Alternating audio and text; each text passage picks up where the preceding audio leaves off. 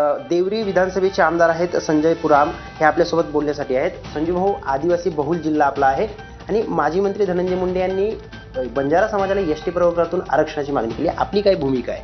खरं म्हणजे धनंजय मुंडे साहेबांनी हे का केलं हे सगळ्यांना समजलेलं आहे.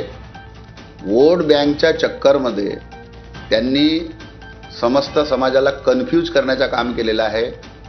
आमचा आदिवासी समाज कन्फर्म आहे, आम्ही कन्फ्यूज राहत नाही. कारण संविधानामध्ये कोणी कितीही प्रयत्न केला तरी कोणालाही कुठेही घुसवता येत नाही, कोणत्याही जातीला कोणत्याही जातीमध्ये आणता येत नाही.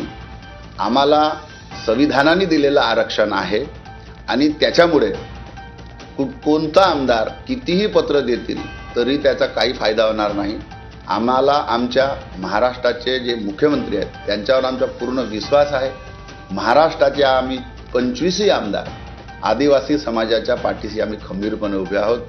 बंजारा समाज असेल, धनगर समाज असेल किंवा इतर समाज असेल आदिवासीमध्ये येण्याचा प्रयत्न करत असेल, आम्ही त्यांना येऊ देणार नाही. यदा कदाचित असं जर झालं तर आम्ही देखील न्यायालयीन लढाई लढू आणि आम्ही जमिनीवर देखील लढाई लढू.